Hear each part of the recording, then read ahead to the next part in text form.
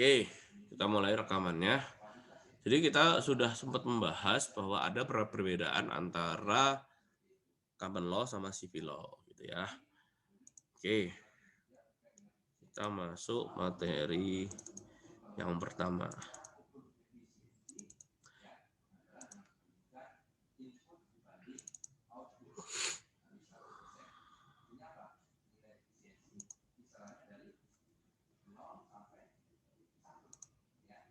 Kelihatan nggak?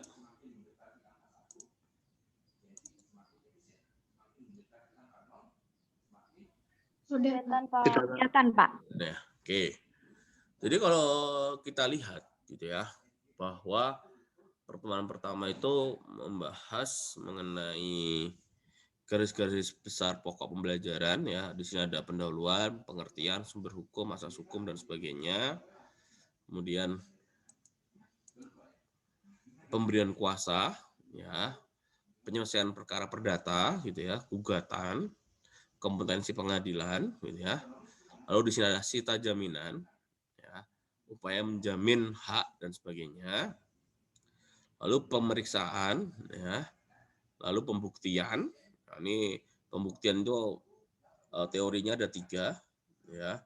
Pembuktian positif, negatif, dan pembuktian bebas. Pembuktian bebas itu hakim berhak untuk memutuskan dan sebagainya ya. Pembuktian positif itu adalah hakim harus memutus perkara sesuai dengan peraturan perundang-undangan ya. Lalu apa lagi? Pembuktian negatif yaitu mengenai ketentuan yang mengatur larangan kepada hakim untuk melakukan sesuatu yang berhubungan dengan pembuktian. Jadi hakim di sini dilarang untuk melakukan pengecualian. Nah, sedangkan positif yaitu di samping adanya larangan, teori ini menghendaki adanya perintah kepada hakim diwajibkan tetapi dengan syarat. Nah, jadi jadi kalau ingin memutus suatu hakim dengan pembuktian harus memenuhi syarat-syarat tertentu ya. Kalau negatif itu adalah dilarang melakukan pengecualian dari syarat-syarat tersebut. Lalu teori ini juga ada namanya teori beban pembuktian gitu ya. Nah, terkait dengan teori beban pembuktian itu bersifat menguatkan belaka ya.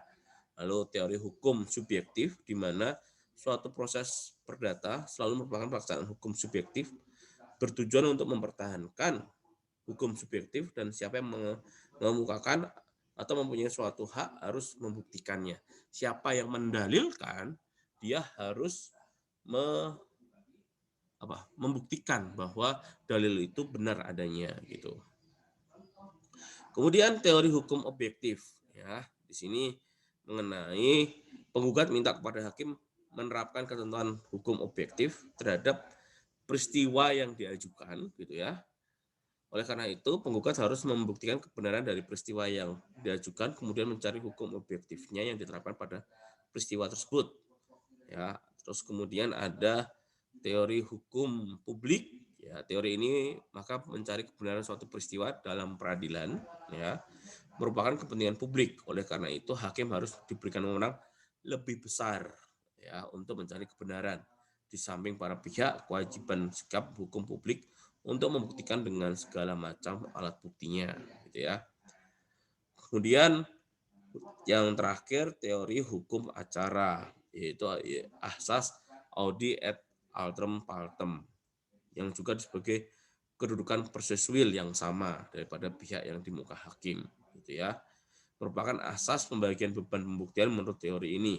Hakim harus membagi beban pembuktian berdasarkan kesamaan kedudukan para pihak sehingga kemungkinan menang antar pihak menjadi sama, gitu ya. Jadi di sini hakim harus bertindak adil ya dalam pembuktian gitu.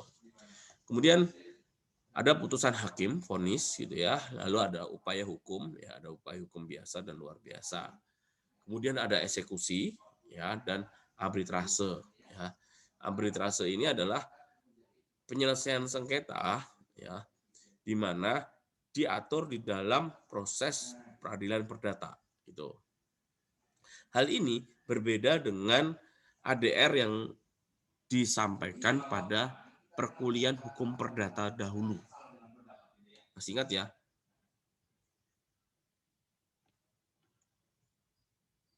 Ini masuk di dalam proses hukum acara perdata di dalam peradilan perdata.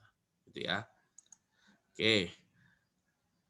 Nah, terkait dengan pertemuan kedua, ya ini peristilahan ya mengenai istilah-istilah hukum ya, hukum acara, yaitu mengatur agar hukum material dapat dijalankan, hukum proses, rangkaian perwujudan tindakan sehingga hukum material dapat diwujudkan, lalu hukum formil, hukum yang mengatur bagaimana cara hukum material dapat dipertahankan dan dilaksanakan sebagaimana mestinya, mengutamakan kebenaran bentuk dan kebenaran cara.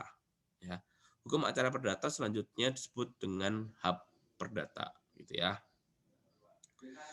Lalu ini adalah pengertian, ya, pengertian dari hukum perdata menurut Sudikno adalah kumpulan aturan-aturan hukum yang mengatur bagaimana cara menjamin ditaatnya hukum perdata material dengan perantara hakim. Ya. Kemudian hukum perdata bersifat mengabdi pada hukum material. Ya. Hukum perdata meliputi 3: pendahuluan, persiapan pengajuan gugatan, penentuan pemeriksaan peristiwa, pembuktian dan putusan hakim, pelaksanaan dan eksekusi. Ya. Sumber hukum acara perdata pada prinsipnya ada HIR, ya, di Jawa dan Madura, RBG itu untuk di luar Jawa dan Madura, BRV ya untuk golongan Eropa yang dipersamakan dengan pedoman gitu ya. Lalu Undang-Undang Kekuasaan Kehakiman, Undang-Undang Mahkamah Agung ya. Undang-Undang Kekuasaan Kehakiman ini sudah ada perubahannya sampai tahun 2000 berapa itu? Ada yang baru nih ya. Nanti kalian cek sendiri nih.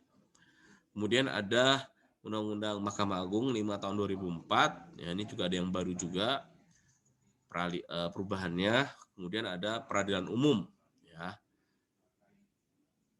Undang-Undang 2686, 8 tahun 2004, 49 tahun 2009, 2 tahun 6 ya. Lalu ada SEMA dan jurisprudensi. Kemudian asas-asas hukum perdata ya. Pada dasarnya asas-asas hukum perdata adalah peradilan dilakukan demi keadilan berdasarkan ketuhanan yang Maha Esa ya. Mengapa kok Indonesia menggunakan istilah atau irah-irah demi keadilan berdasarkan ketuhanan yang Maha Esa ya? Karena Indonesia menganut paham ya Pancasila yang mana sila pertamanya adalah religiusitas ya, bahwa keadilan yang benar adalah keadilan yang berdasarkan Tuhan, ketuhanan yang Maha Esa gitu ya, sehingga memberikan kekuatan melaksanakan apa yang ditetapkan dalam putusan itu secara paksa oleh alat negara. Karena ada kalanya ketika putusan hakim sudah diputus, dieksekusi, tidak dapat dieksekusi. Karena misalkan ternyata di kemudian hari itu ya tidak tepat dan sebagainya. Itu berarti kuasanya Tuhan yang untuk memberikan keadilan gitu ya. Apakah putusan hakim itu benar atau tidak? Tuhan yang memberikan rambu-rambu. Saya ambil sebuah contoh, tapi ini kasus ini tidak dihukum perdata, tetapi dihukum acara pidana. Ada seorang terdakwa ya yang sudah diputus, yang akan diputus hukuman mati, ya dia menjadi terpidana, hukumannya adalah hukuman mati. Pada waktu itu sudah mengajukan upaya-upaya hukum, terakhir tidak, lalu mengajukan ke presiden ditolak, lalu akan dilakukan eksekusi. Ketika dilakukan eksekusi, si terpidana tersebut ditembak, tapi tidak mati. Ya.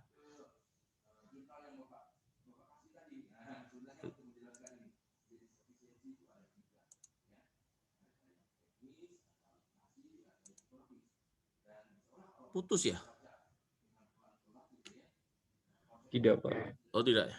Masih, Pak. Oh, saya pikir putus.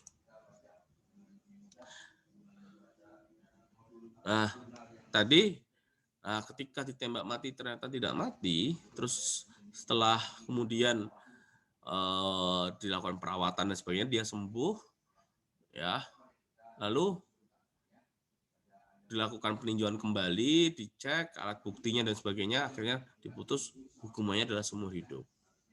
Dan akhirnya dipertimbangkan dan dikurangi menjadi 20 tahun, ya. Akhirnya sekarang bebas begitu. Jadi ada sebuah prinsip bahwa yang benar adalah demi keadilan berdasarkan ketuhanan yang Maha Esa. Gitu. Tangan Tuhan itu yang bergerak begitu ya. Oke. Kemudian ya, kalau kita bicara mengenai hukum acara, prinsipnya hukum acara itu pada dasarnya adalah perlindungan terhadap hak asasi manusia, baik perdata, pidana maupun tata usaha negara, gitu ya. Pada prinsipnya adalah perlindungan terhadap hak asasi manusia, gitu. Oke. Jadi pengantar dan hari ini mungkin kita akan diskusi gitu ya, supaya kita lebih banyak berdiskusi sebelum kita masuk lebih detail daripada ini. Ini kan baru permulaan ya. Silahkan, mungkin ada yang mau ditanyakan terlebih dahulu.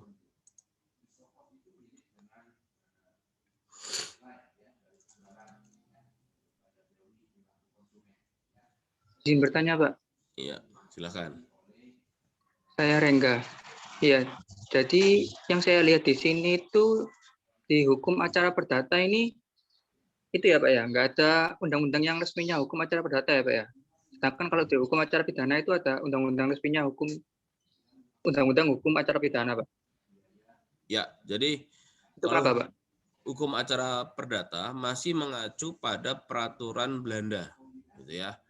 Jadi kita berdasarkan pasal 2 aturan peralihan Undang-Undang Dasar 45, ya, kita masih mengacu pada HIR, RBG dan RBV gitu. Ya. Itu adalah aturan Belanda yang diadopsi di Indonesia, ya, dan berlaku di Indonesia berdasarkan pasal 2 peralihan Undang-Undang Dasar 45. Gitu.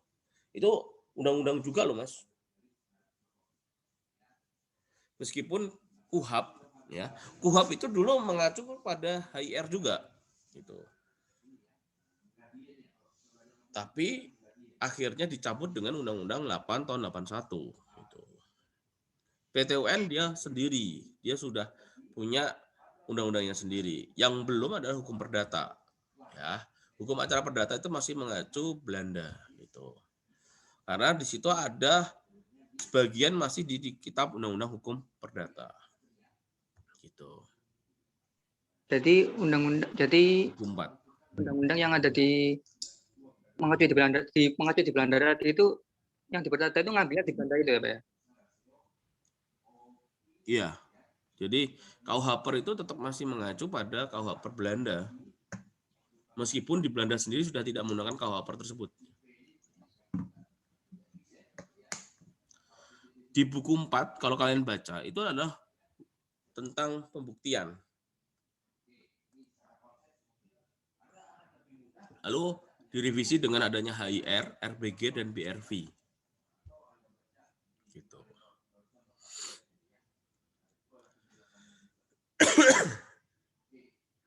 Oke. Gimana, Mas? Paham belum kira-kira? Ya Pak, sudah Pak. Oke. Terima kasih Pak. Ada lagi? Pak, saya ingin bertanya, Pak. Gimana? Saya ingin bertanya, Pak. Kan tadi kita sudah sedikit membahas tentang bagaimana hukum acara gitu, Pak. Tapi ini saya bertanya karena rasa penasaran saya saja sih, Pak. Kita kan sudah tahu, Pak, tentang kasusnya Gus Nur gitu, Pak. Nah, kasus Gus Nur ini kan menjadi semacam polemik di antara ahli hukum, kemudian para pengamat juga gitu, Pak. Ketika kasus Gus Nur ini terus bergulir, namun terdakwa dan saksinya itu tidak pernah dihadirkan, Pak, di persidangan. Nah, sementara Gus Nur itu terus ditahan sampai hari ini gitu, Pak. Nah, ini sebenarnya yang menyebabkan hal ini terjadi itu seperti apa, Pak? Karena kan kalau seandainya saksi itu tidak dihadirkan di persidangan, itu kan bisa berpotensi menimbulkan ketidakpastian hukum gitu Pak, dan bisa juga merugikan Gus Nur ini sendiri Pak dalam hal ini. Itu menurut pendapat Bapak gimana Pak? Ini masa penahanan itu kan ada jangka waktunya ya Mas ya. Jadi kita bicara hukum pidana ini ya, bukan hukum perdata ya. Tadi kan kita bicara hukum perdata. Tapi pertanyaan Mas Muhammad ini kan kita bicara hukum pidana gitu ya. Nanti di dalam hukum pidana itu nanti akan diterangkan berapa jangka waktu ditahan oleh kepolisian, diperpanjang oleh kejaksaan dan sebagainya. Nah, terkait dengan kasus Gus Nur, kalau kita lihat gitu ya, berarti masa penahanan oleh pengadilan negeri itu masih bisa diperpanjang ya sampai adanya pelaku, sampai adanya saksi maupun dan sebagainya. Namun harus diingat itu ada jangka waktunya.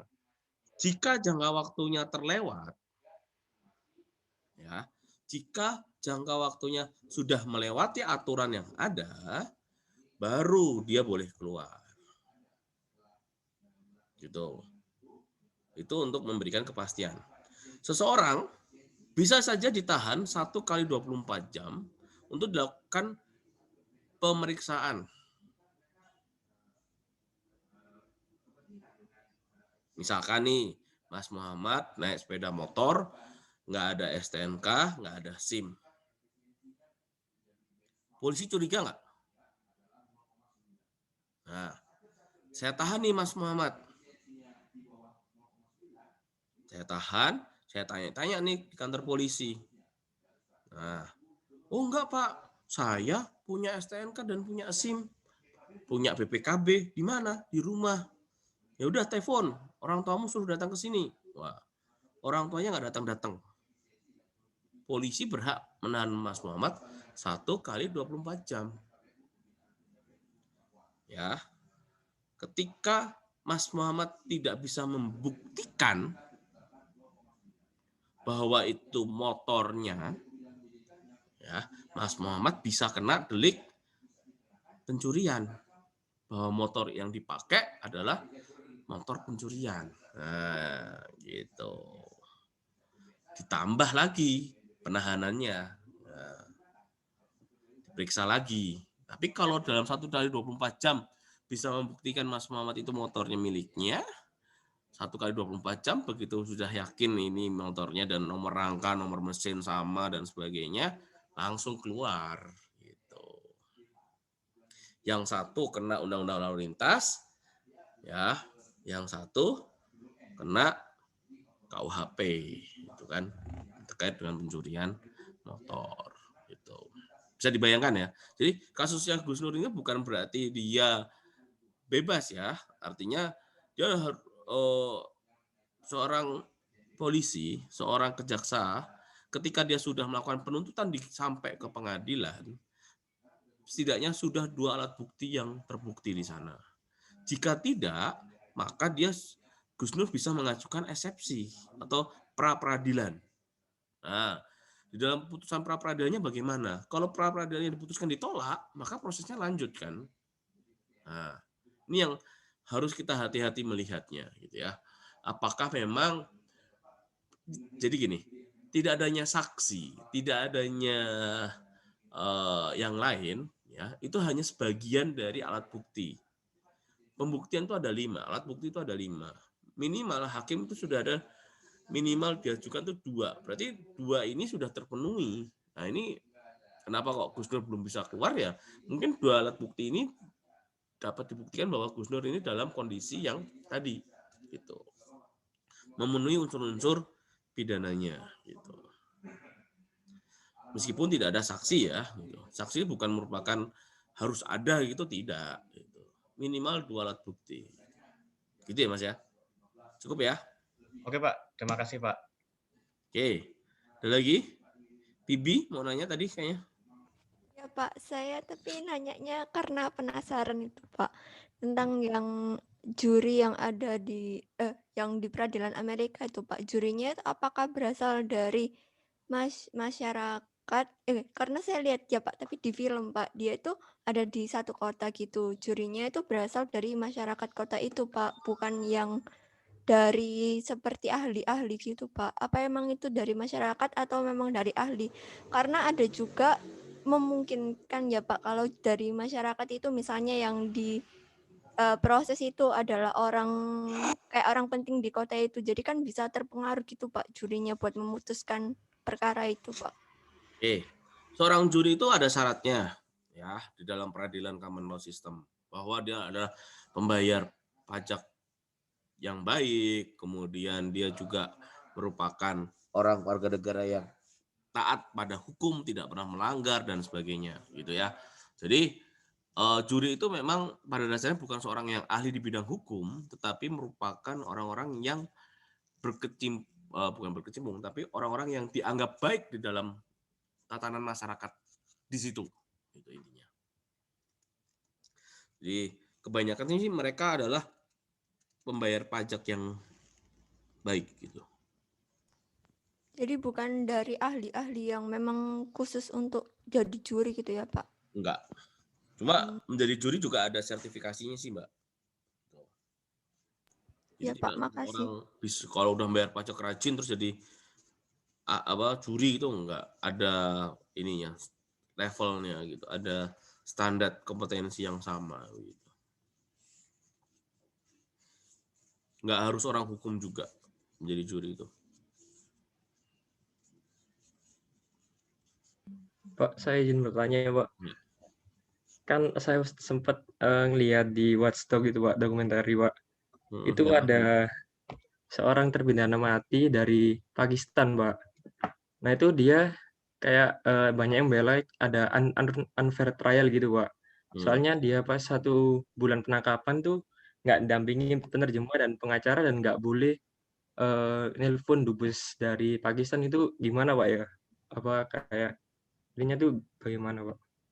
Kayak sampai nggak bisa dibolehin dampingin penerjemah sama pengacara itu, Pak. Dari 1 bulan penangkapannya, Pak. Masih, Pak. Gini Mas, tergantung ancaman hukumannya. Jadi kalau ancamannya hukuman mati, negara wajib untuk menyediakan pendampingan, menyediakan apa namanya, ya itu tadi apa namanya, proses-proses itu gitu ya. Tapi kalau memang ancaman hukumannya tidak hukuman mati, ya, itu biasanya negara tidak mewajibkan adanya pendampingan hukum gitu. Ini pendampingan hukum itu justru wajib ketika ancamannya adalah hukuman mati. Contoh Freddy Budiman. Freddy Budiman itu adalah dia pemasok narkotika gitu ya.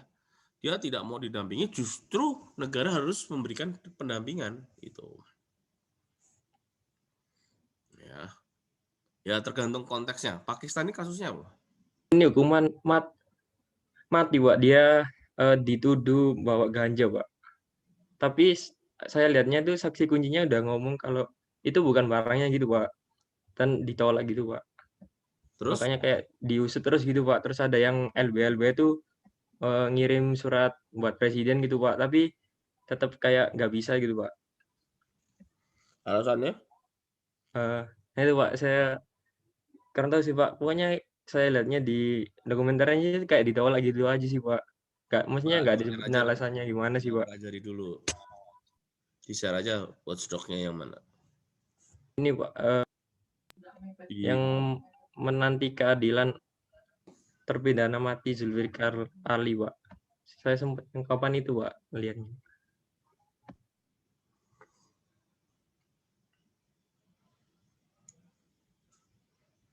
Watchdog apa namanya judulnya? Nanti keadilan unfair trial terpidana mati Zulfikar Ali, Pak.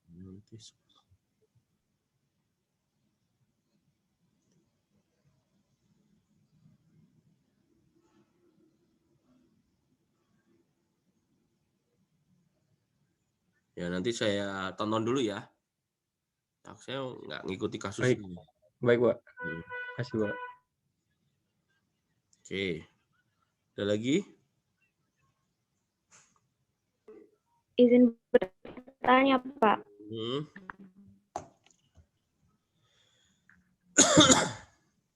Siapa nih yang nanya? Dian ya?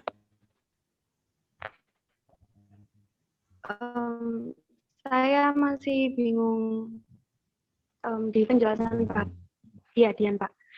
Di penjelasan Bapak di YouTube itu kan Pak, itu Bapak menyebutkan kalau di hukum perdata itu sengketa itu Pak. Nah, itu saya masih gimana ya Pak? Terima kasih Pak. Balik. Ulang. Di YouTube Bapak itu kan menjelaskan kalau hukum perdata, kalau nggak salah itu hukum perdata nantinya itu mengembalikan ke sedia kala sebelum terjadinya sengketa. Nah, itu saya masih bingung dengan itu, Pak. Oke. Penjelasannya. Tujuannya adalah mengembalikan kondisi pada saat semula. Artinya bahwa Iya. Artinya adalah bahwa ketika ada sengketa, orang yang bersengketa itu kan bermusuhan. Dengan adanya putusan pengadilan, diharapkan orang yang bersengketa itu tidak lagi bermusuhan, tapi sudah menjadi sebuah pertemanan atau persaudaraan kembali. Itu intinya. Jadi kalau asasnya adalah mengembalikan pada keadaan semula. Gitu. Ini masuk di dalam asas hukum sih.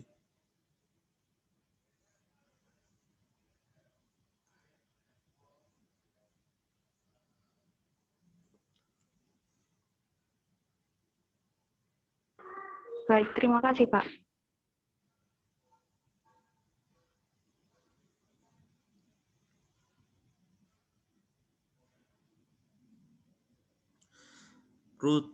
Restutio integrum. Masih ingat nggak kalian?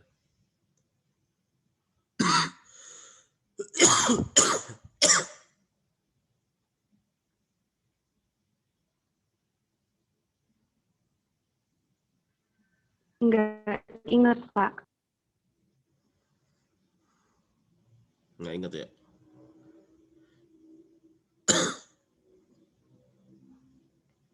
Nih. Ini asas hukum nih. Asas hukum mengembalikan pada situasi yang semula. Aduh.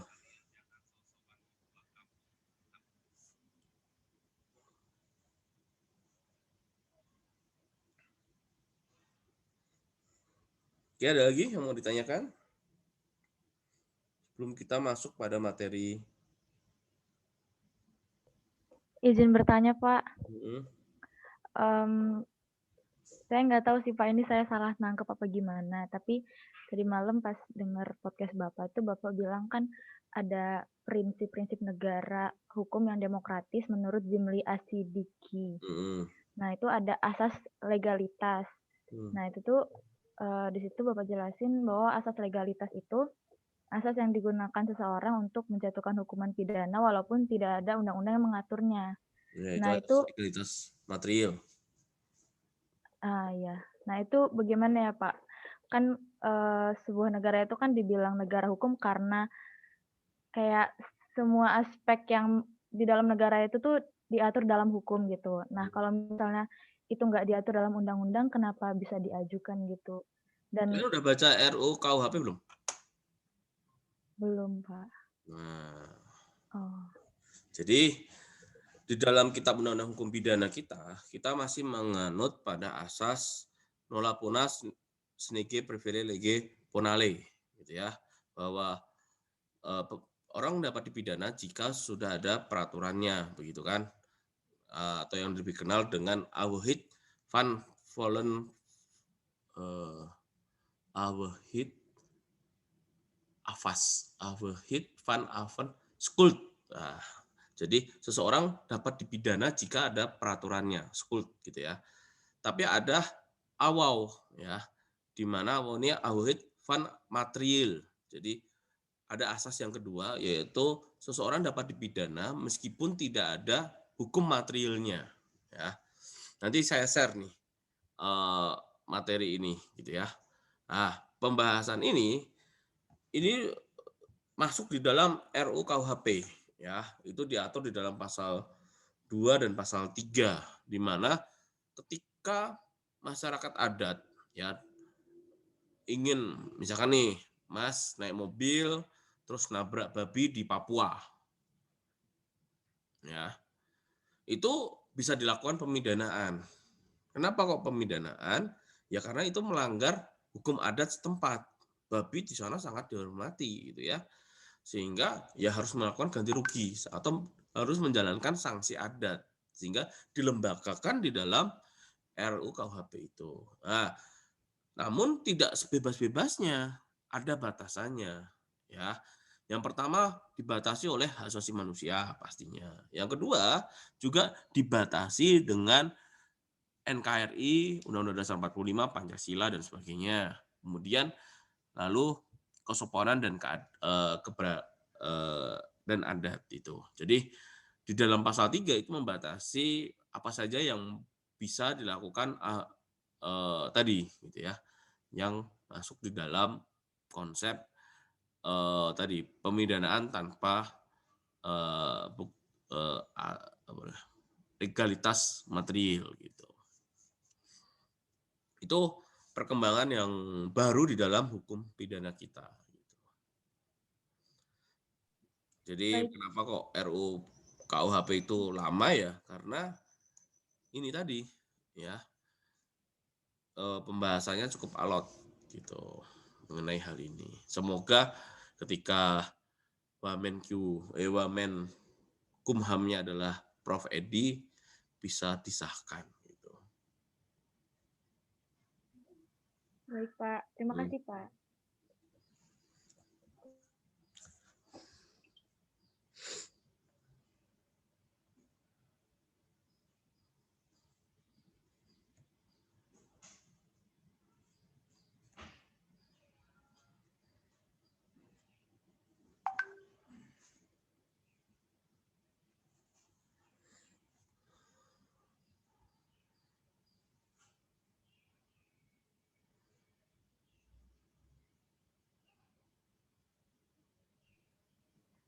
Izin bertanya, Pak. Gimana?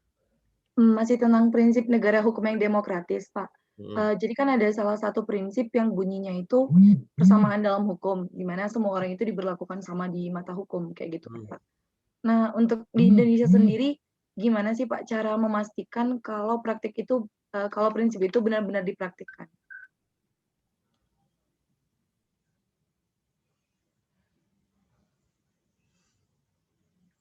Bagaimana cara membuktikan bahwa praktek itu benar-benar prinsipnya benar-benar dilaksanakan gitu, Pak.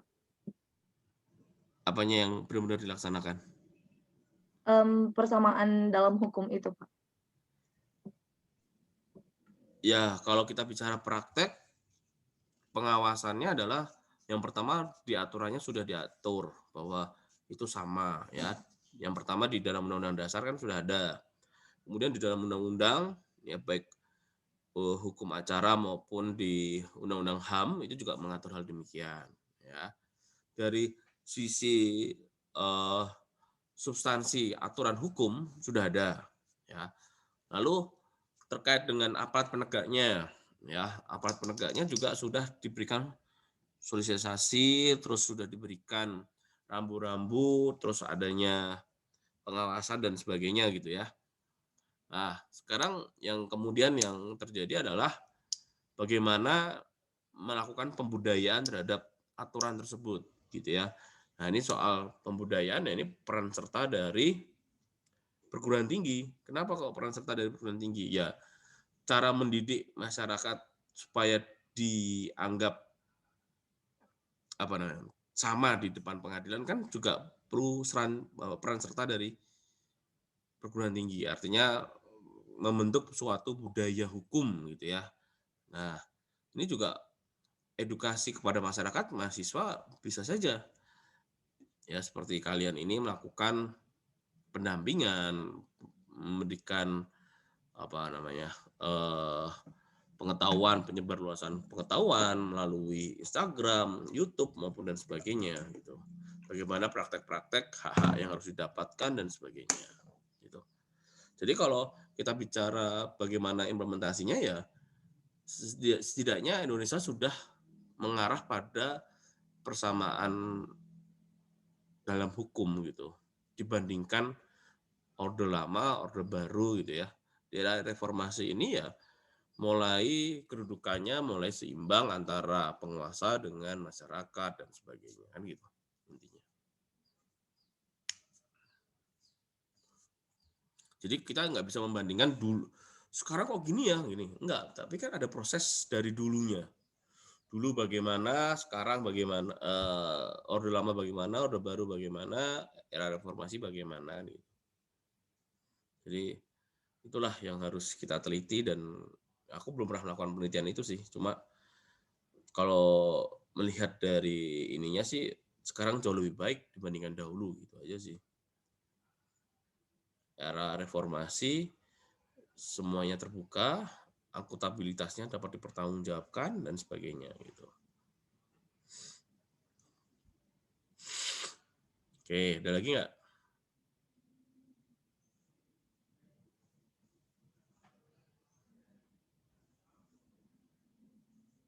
Cukup?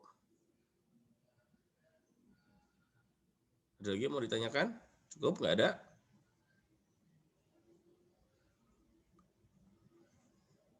Kalau tidak ada, kita lanjut.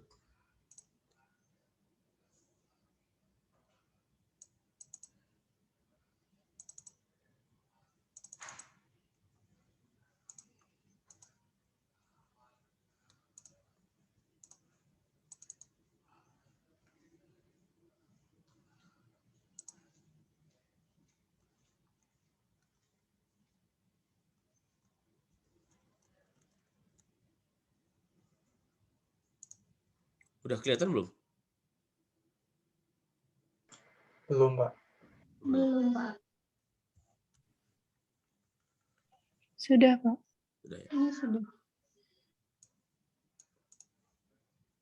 Oke, kita masuk pada materi selanjutnya yaitu hukum berdasarkan kepentingan yang diatur. Ya, di sini ada hukum publik, ketentuan hukum yang mengatur kepentingan umum dan hukum privat. Ya, ketentuan hukum yang mengatur kepentingan bersifat keperdataan. Gitu ya. Hukum perdata material menurut Salim, ya keseluruhan kaidah hukum baik tertulis maupun tidak tertulis mengatur hubungan hukum subjek hukum yang satu dengan subjek hukum yang lain dalam hubungan kekeluargaan di dalam pergaulan masyarakat. Ya, hukum perdata material mengatur hak dan kewajiban antar persoalan yang satu dengan perorangan yang lain. Ya, sedangkan menurut Sudikno Mertokusumo, ya peraturan hukum yang mengatur bagaimana cara menjamin ditaatnya hukum perdata material dengan perantara hakim, ya. Sehingga hukum acara perdata ialah hukum yang mengatur cara mengajukan tuntutan hak, memeriksa, memutus, melaksanakan putusan tersebut, gitu ya. Esensi dari hukum acara perdata adalah mengatur cara bagaimana orang yang kepentingannya privatnya dilanggar oleh orang lain dapat diselesaikan atau cara bagaimana seseorang dipulihkan haknya apabila dilanggar oleh orang lain, atau cara bagaimana yang berwenang atau pengadilan menyelesaikan suatu pemulihan sengketa perdata, gitu ya. Pendapat dari Enristing, ya, bahwa tindakan menghakimi sendiri itu tidak dibenarkan, ya. Alasannya karena hukum acara telah menyediakan upaya-upaya untuk memperoleh perlindungan hukum bagi para pihak melalui pengadilan. Maka tindakan di luar upaya tersebut dianggap sebagai tindakan main hakim sendiri, ya. Menurut Van Bonnefoy, ya, tindakan main hakim sendiri pada asasnya diperbolehkan, dianggap bahwa yang melakukan dianggap melakukan perbuatan melawan hukum, ya. Pada asasnya tidak dibenarkan, akan tetapi apabila peraturan yang tidak cukup memberikan perlindungan, maka tindakan menghakim sendiri secara tidak tertulis dibenarkan menurut Rutten, gitu ya. Lalu di sini masuk pembedaan antara contentiosa dan voluntaria. Ya. Contentiosa adalah peradilan yang sungguhnya mengadili sengketa hukum. Ya. Memeriksa tuntutan hak yang mengandung sengketa, diajukan surat gugatan, adanya dua pihak, tunduk pada formalitas dan peraturan pembuktian, ya di buku 4 BW, dan diakhiri dengan vonis, ya, deklarator, komendatoris atau konstitutif, ya. Sedangkan voluntaria, ya, peradilan tidak sungguhnya tidak ada sengketa, lebih bersifat administrasi, ya. memeriksa tuntutan hak yang mengandung sengketa, diajukan surat permohonan, pemohonannya satu, hakim lebih bebas pemeriksaan dan putusan, diakhiri dengan penetapan.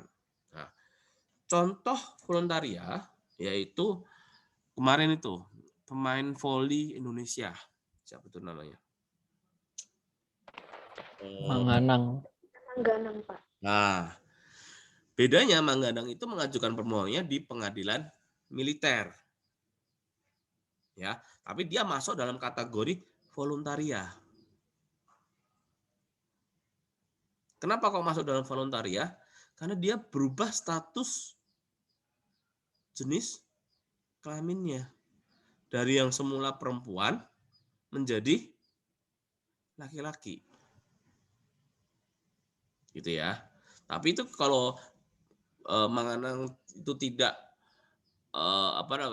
tidak militer, ya, dia seorang warga negara Indonesia gitu ya, biasa itu ya, dia mengajukan ke pengadilan negeri ya, dengan mengajukan permohonan ke pengadilan negeri gitu ya, disebut dengan voluntaria. Sedangkan kontentiosa yaitu yang bersengketa di pengadilan gitu ya, ya kayak perceraian, terus kayak apalagi prestasi, perbuatan melawan hukum dan sebagainya dan sebagainya. Gitu. Sampai di sini, ada yang mau ditanyakan dulu? Izin bertanya, Pak. Ya. Gimana, Pak? Ini Pak, mengenai yang main hakim tadi Pak, misal nih kan ada warga yang main hakim gitu. Nah, terus ternyata yang dituduh pelaku itu tuh malah bukan pelaku yang sebenarnya Pak. Waktu itu kayaknya saya pernah lihat berita yang kayak gitu Pak. Nah, terus itu yang main hakim sendiri tuh diapain ya Pak? Dapat sanksi atau apa gitu Pak? Kalau kita bicara secara pidana, ya, itu bisa dipidana dengan pengeroyokan dan sebagainya. Pasal 170 gitu ya.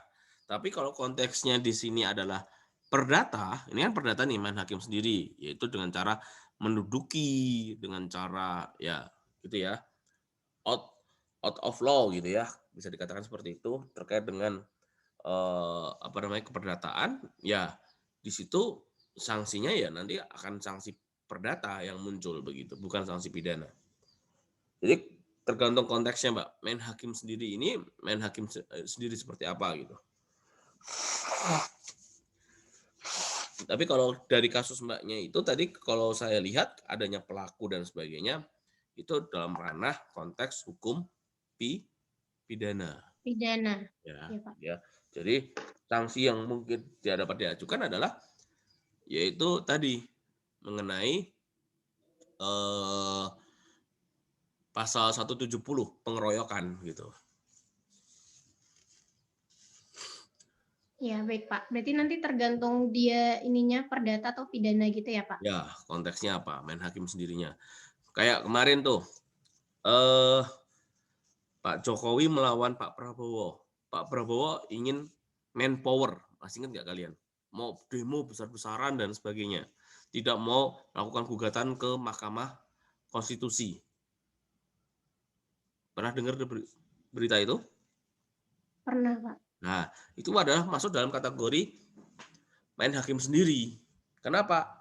Aturannya ketika seseorang kalah, itu mengajukannya gugatan ke Mahkamah Konstitusi gitu ya, sebagai calon presiden. Nah, di luar itu yaitu tindakan main hakim sendiri, dan itu sanksinya adalah bisa saja sanksi secara hukum tata negara gitu. Tergantung konteksnya ya, Mbak ya. Jadi kita tidak bisa wah ini semuanya harus begini gitu. Enggak. Ini harus kita lihat konteksnya dulu ya. Terus kasus apa lagi ya? Ya itulah contohnya seperti itu gampangannya. Oke. Iya, baik Pak. Terima kasih Pak. Oke, ada lagi nggak yang mau ditanyakan? Cukup?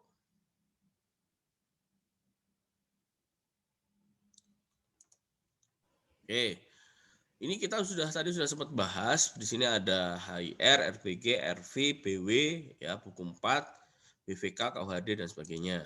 Ya, ada undang-undang banding, kekuasaan kehakiman dan sebagainya. Ini lebih lengkap saja nih, ya.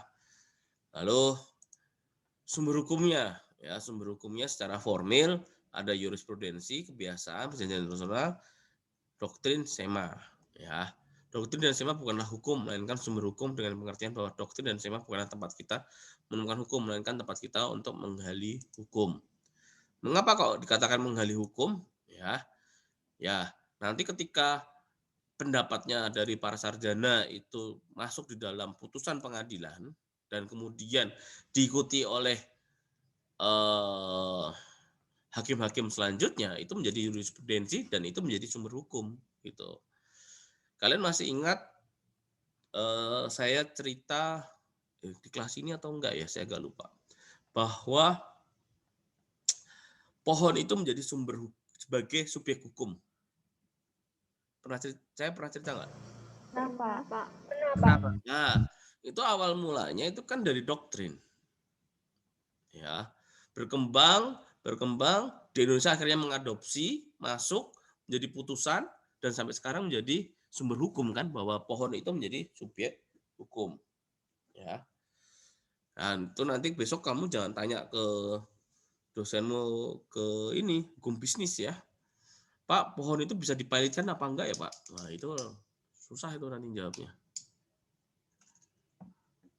Nah, terus pertanyaannya, nah, pohonnya bisa berutang apa enggak itu? Gitu ya. Padahal saya bercanda loh nih. Enggak ada yang ketawa. Iya, Pak. Kalian pasti sudah shock ya. Wah, slide-nya 107. Banyak banget gitu ya. Iya, Pak.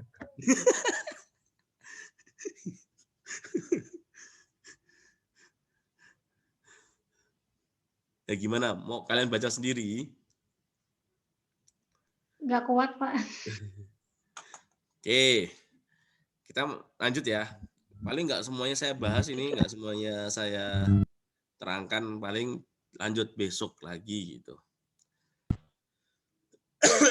Tapi harus diingat ya, nanti sampai di mananya harus diingat ya. Karena saya kadang-kadang lupa tuh. Iya, Pak. Nah, asas hukum acara perdata itu adalah hakim bersifat menunggu. Ya. Lalu hakim sifatnya pasif, bukan aktif. Sifatnya terbuka persidangan, ya. Mendengar kedua belah pihak, audi et partem, ya, kedudukannya sama. Putusan harus disertai dengan alasan-alasan, ya, pertimbangan hakimnya. Beracara dikenakan biaya, tidak ada keharusan mewakilkan, jadi tidak harus pakai pengacara, bisa datang sendiri. Lalu ada asas imparsialitas, gitu ya. Oke, kita masuk yang pertama. Hakim bersifat menunggu. Ya, di sini ada 3 poin. Yang pertama adalah inisiatif mengajukan tuntutan diserahkan sepenuhnya kepada yang berkepentingan. Ya, hakim bersifat menunggu datangnya tuntutan hak yang diajukan kepadanya. Ya, yaitu asas ludex net forstat ex officio. Ya. Sekali perkara diajukan kepadanya, hakim tidak boleh menolak untuk memeriksa dan mengadili sekalipun dengan dalil hukumnya tidak ada atau kurang jelas, sehingga hakim dianggap tahu hukumnya. Ius Koreanovit, ya, asas hukumnya. Kalau sekiranya tidak dapat menemukan hukum, ya masih ingat ya kalian penemuan hukum ya. Sudikno Mertokusumo, bukunya yang warnanya abu-abu, halaman 97, ya, dibagi menjadi 2 kan. Konstruksi hukum dan penemuan hukum. Masih ingat ya? Boy, halo. Kok kalian langsung tiba-tiba melayang? Iya, Pak. Iya, Pak. Iya, PIH. Pengantar ilmu hitam. Ya. Maka hakim wajib menggali, mengikuti, dan memahami nilai-nilai hukum yang hidup di dalam masyarakat. Nah, ini diatur di dalam Undang-Undang Kekuasaan Kehakiman pasal 5. Gitu ya. Bahwa hakim maupun hakim konstitusi wajib hukumnya menggali, mengikuti, dan memahami nilai-nilai keadilan yang hidup di dalam masyarakat. Lalu hakim itu sifatnya pasif, ya, di mana ruang lingkup luas pokok sengketa diajukan pada hakim untuk diperiksa pada asasnya ditentukan oleh para pihak yang berperkara. Hakim terikat pada suatu peristiwa yang diajukan para pihak, ya, secundum alecta nodearque. Para pihak secara bebas mengakhiri sengketa yang telah diajukan ke muka pengadilan. Hakim wajib mengadili seluruh gugatan dan dilarang menjatuhkan putusan atas perkara yang tidak dituntut, mengabulkan lebih apa yang dituntut. Ya, pasal 179 ayat 2 HIR ya, dan sebagainya. Peristiwa yang disengketakan hanya saja harus dibuktikan para pihak yang diwajibkan untuk membuktikan, gitu ya. Kemudian yang ketiga yaitu sifatnya terbuka persidangan, ya. Sidang pemeriksaan pengadilan pada asasnya terbuka untuk umum. Setiap orang boleh hadir dan mendengarkan pemeriksaan persidangan. Tujuannya yaitu memberikan perlindungan HAM di bidang peradilan, menjamin objektivitas peradilan dengan mempertanggungjawabkan pemeriksaan yang fair, tidak memihak serta putusan yang adil bagi masyarakat. Ya, adanya kontrol dari masyarakat. Ya. Kemudian apabila putusan diucapkan dalam sidang yang tidak dinyatakan terbuka untuk umum, maka putusan batal demi hukum. Ya. Penyimpangan asas ini dimungkinkan apabila ya terkait dengan pasal 33 PP 9 tahun 75, pemeriksaan gugatan perceraian yang dilakukan dalam sidang tertutup, gitu ya. Jadi kalau gugatannya perceraian itu harus dalam sidang dalam kondisi tertutup, gitu. Semua putusan pengadilan hanya sah dan mempunyai kekuatan hukum apabila diucapkan dalam sidang terbuka untuk umum. Mendengar kedua belah pihak, ya, pengadilan mengadili menurut hukum dengan tidak membedakan orang. Dalam hukum acara perdata yang berperkara harus sama-sama diperhatikan, berhak atas perlakuan yang sama dan adil, serta masing-masing harus diberikan kesempatan untuk memberikan pendapat. Hakim tidak boleh menerima keterangan dari salah satu pihak sebagai suatu hal yang benar. Ya. Pengajuan alat bukti harus dilakukan di muka persidangan yang dihadiri oleh kedua belah pihak. Ya.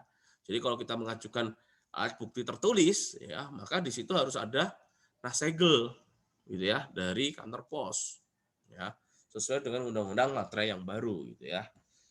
Kalau dulu kan berapa itu? 10.000, dulu 6.000, sekarang 10.000 kalau salah. Kemudian putusan harus disertai dengan alasan-alasan. Ya. Semua putusan pengadilan harus memuat alasan-alasan yang dijadikan dasar untuk mengadili. Ya. Alasan-alasan atau argumentasi dimaksud sebagai pertanggungjawaban hakim atas putusan kepada para pihak atau masyarakat, pengadilan lebih tinggi atau ilmu hukum, gitu ya. Untuk lebih dapat mempertanggungjawabkan putusan, hakim sering mencari dukungan dalam jurisprudensi dan ilmu pengetahuan. Ya. Tidak berarti hakim terikat harus mengikuti putusan mengenai perkara yang sejenis yang pernah dijatuhkan oleh pengadilan tinggi maupun Mahkamah Agung. Hanya janggal kiranya kalau putusan hakim bertentangan dengan putusan sendiri atau dengan putusan pengadilan yang lebih tinggi mengenai perkara yang sejenis, menunjukkan adanya ketidakpastian hukum. Ya. Tidak menganut asas binding force of precedence. Ya. Hakim harus berani apabila suatu ketika harus meninggalkan jurisprudensi yang ada. Kalau sekiranya sudah usang, tidak sesuai lagi dengan perkembangan zaman dan masyarakat. Hakim harus mengikuti dan memahami nilai-nilai hukum dan nilai-nilai keadilan di dalam masyarakat. Ya. Beracara dikenakan biaya. Ya, pengadilan membantu pencarian keadilan, berusaha mengatasi segala hambatan, rintangan untuk tercapainya peradilan yang sederhana, cepat, dan biaya murah. Biaya perkara antara lain meliputi kepanitraan, pemanggilan, pemberitahuan para pihak. Putusan Pengadilan Negeri Batu Raja tanggal 6 Juni tahun 1971 menggugurkan gugatan penggugat karena penggugat tidak menambah perskot biaya perkara sehingga penggugat dianggap tidak lagi meneruskan gugatannya, gitu ya. Dengan yang tidak mampu ini, maka yang bersangkutan dapat mengajukan perkara secara pro deo. Ya. Syaratnya mengajukan surat keterangan tidak mampu yang dibuat oleh kepala kepolisian, ya, pasal 237 HIR maupun 273 RPG. Namun dalam prakteknya cukup dibuat oleh camat, gitu ya. Tidak ada keharusan mewakilkan, ya. Jadi tidak perlu harus ada kuasa hukum, gitu ya.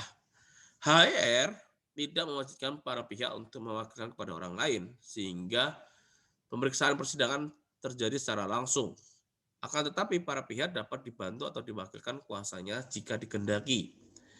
Manfaat pemeriksaan secara langsung yang pertama adalah hakim dapat mengetahui secara jelas tentang duduk perkaranya. Ya.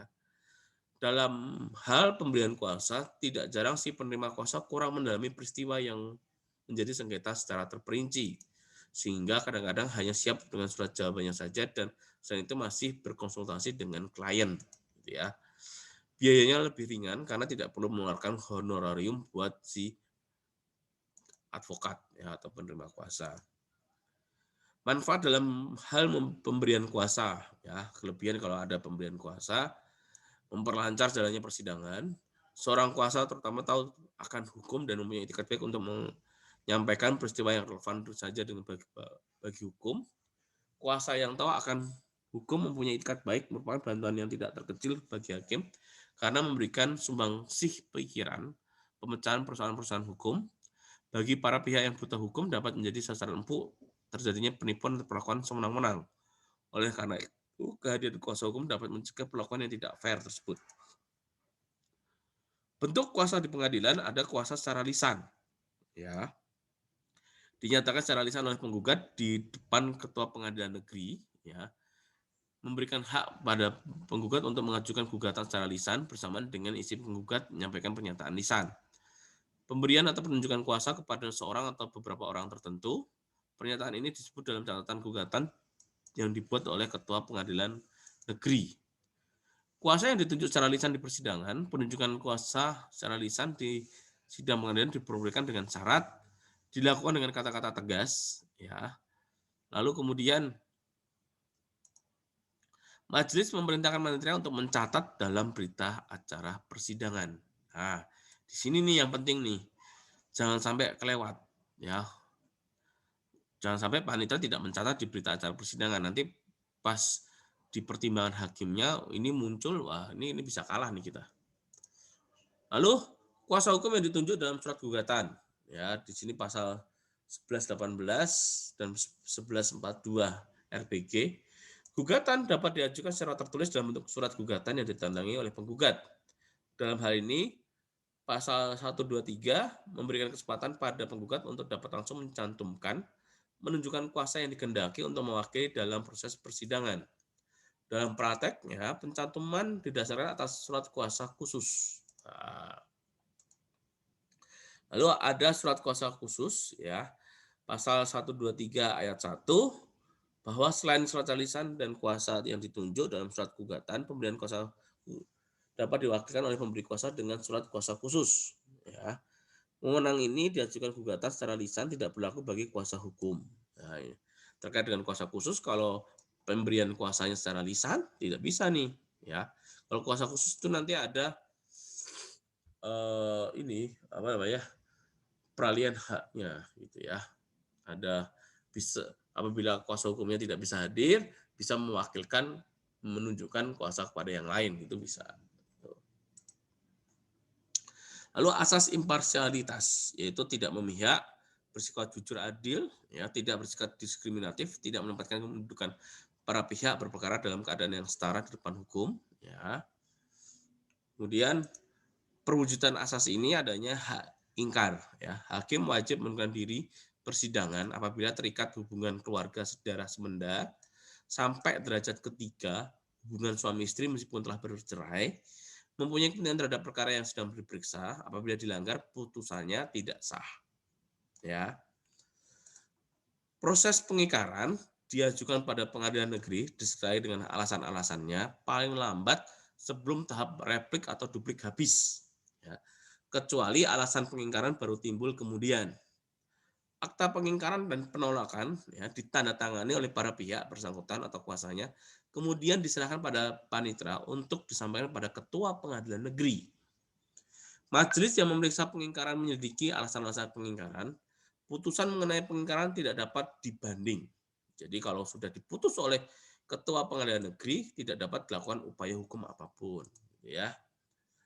Lalu di dalam kekuasaan kehakiman ini adalah aturannya, nanti bisa kalian baca sendiri. Oh ya, sebelum kita masuk dalam kekuasaan kehakiman, ada yang mau ditanyakan dulu nggak terkait dengan asas hukum acara perdata? Banyak ya? Kok pada diem? Udah pada jelas ya?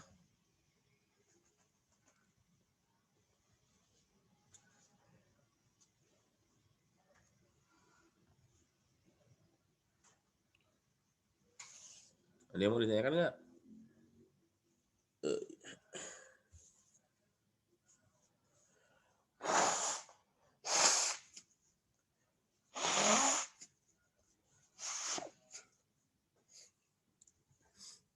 Cukup? Nggak ada yang nanya?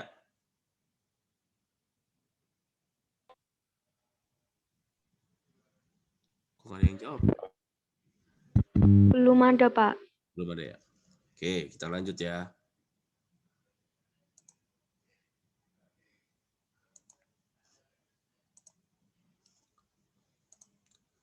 Kita masuk di dalam kekuasaan kehakiman ya, diatur di dalam Undang-Undang 48 tahun 2009, Undang-Undang 2 tahun 86 dan perubahannya, 1485 ya dan sebagainya.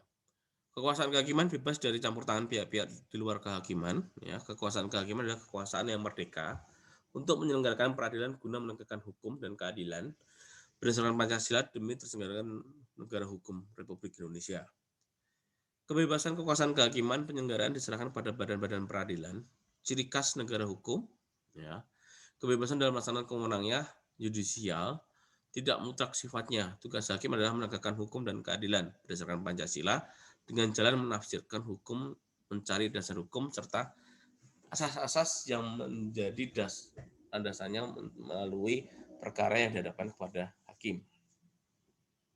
Kemudian Badan Peradilan Negara menyelenggarakan kekuasaan kehakiman dilakukan oleh sebuah Mahkamah Agung, ya. Badan peradilan di bawahnya dalam lingkungan peradilan umum, peradilan agama, peradilan militer, dan peradilan tata usaha negara oleh sebuah Mahkamah Konstitusi, ya.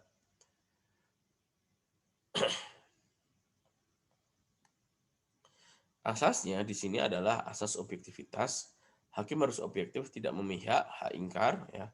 Nemo judic iunis prosia causa. Tidak ada seorang pun dapat menjadikan hakim yang baik dalam perkaranya sendiri. Ya. Kemudian lingkungan peradilan di bawah peradilan agama Mahkamah Agung adalah peradilan umum. Ya. Di sini ada perkara pidana, pidana umum dan pidana khusus. Kalau perdata ada perdata umum dan pengadilan niaga. Ya. Lalu ada peradilan agama, ya, mengadili perkara orang-orang yang beragama Islam, ya. Perkawinan, kewarisan meliputi wasiat, hibah yang dilakukan hukum Islam, wakaf, sedekah dan sebagainya. Nah, di sini nanti lelangan syariah itu dilakukan oleh peradilan agama. Nanti ada sedikit singgungan ya di bab perlelangan itu dilakukan oleh peradilan agama. Nanti hanya satu pertemuan begitu. Lalu ada peradilan tata usaha negara mengadili sengketa tun, ya. Lalu ada peradilan militer mengenai perkara pidana yang terdakwanya prajurit TNI dengan pangkat-pangkat tertentu. Kemudian masuk di dalam kewenangan absolut ekstrajudikal berdasarkan jurisdiksi khusus oleh undang-undang, gitu ya. Di sini habilitase Undang-Undang 30 tahun 99, ya. Di sini adalah ADR yang sudah dibahas di mata kuliah perdata, ya, pertemuan terakhir tuh 13-14 kalau salah. Lalu pengadilan hubungan industrial, Undang-Undang 2 tahun 2004, penyelesaian perselisihan hubungan industrial, gitu ya. Lalu pengadilan pajak, ya, mahkamah pelayaran, gitu.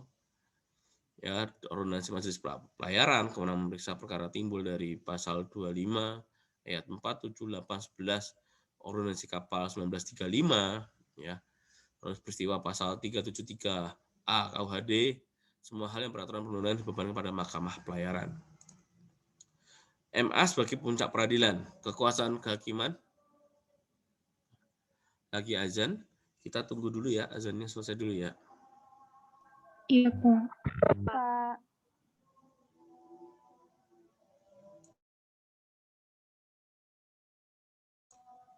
Kalau mau istirahat dulu, silakan istirahat dulu.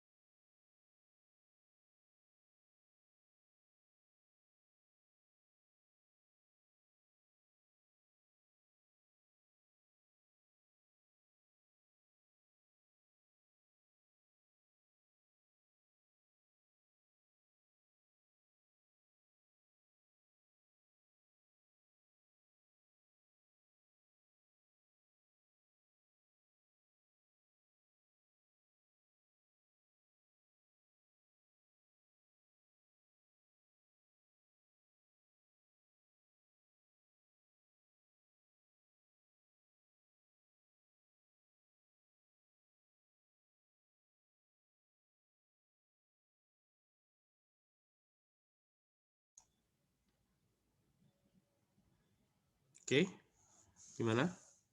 Udah pada kumpul? Udah, Pak. Masih ada yang azan ya?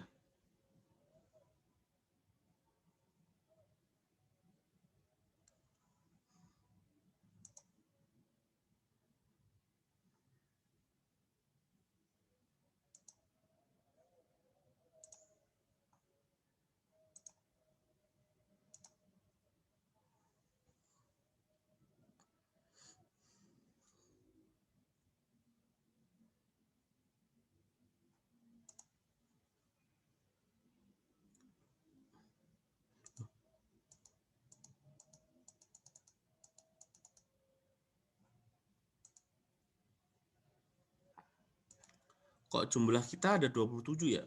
Satu lagi siapa nih?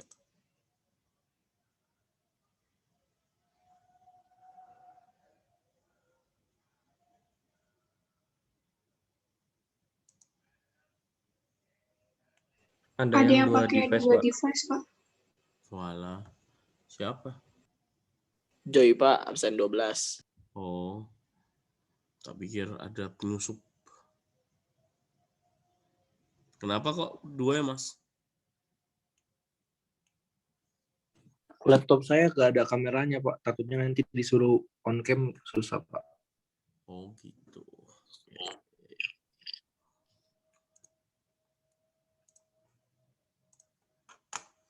Ngabisin pulsa lebih banyak ya? Iya, Pak. Oke. Kembali lagi ya di slide 36 gitu ya. Mahkamah Agung sebagai puncak peradilan ya, sebagai kekuasaan kehakiman dilakukan oleh sebuah Mahkamah Agung dan badan peradilan di bawahnya dan sebuah Mahkamah Konstitusi. Pemeriksaan dalam 2 tingkat. Tingkat pertama yaitu pengadilan negeri, tingkat kedua adalah pengadilan tinggi ya. Kemudian demi keadilan berdasarkan ketuhanan yang Maha Esa, peradilan dilakukan demi keadilan berdasarkan ketuhanan yang Maha Esa, maka ini seperti yang saya jelaskan tadi bahwa dalam irah-irah putusan selalu harus ada ini gitu ya. Kalau tidak ada, ini tidak memiliki kekuatan eksekutorial. Kenapa kok mendasarkannya keadilan berdasarkan ketuhanan yang Maha Esa? Karena yang adil itu ya menurut Tuhan gitu ya. Kalau manusia kan hanya bisa ya tidak bisa adil sepenuhnya begitu. Kemudian susunan persidangan majelis ya, semua pengadilan bisa mengadili dan memutus kurang-kurangnya 3 orang hakim kecuali undang-undang menentukan lain gitu ya. Lalu ada asas cepat, sederhana dan biaya murah. Peradilan dilakukan dengan sederhana, cepat dan biaya murah. Cepat artinya jelas, mudah dipahami, tidak berbelit. Sederhana adalah jalannya persidangan tidak banyak formalitas dan biayanya dapat ditanggung oleh masyarakat. Kemudian hak menguji, gitu ya, bahwa kewenangan hak menguji antara Mahkamah Agung dan Mahkamah Konstitusi sangat berbeda. Mahkamah Agung mengadili pada tingkat kasasi terhadap putusan yang diberikan pada tingkat terakhir oleh pengadilan semua di peradilan di bawah Mahkamah Agung. Mengajukan peraturan perundang-undangan di bawah undang-undang terhadap undang-undang, ya, kewajiban lain yang diberikan undang-undang.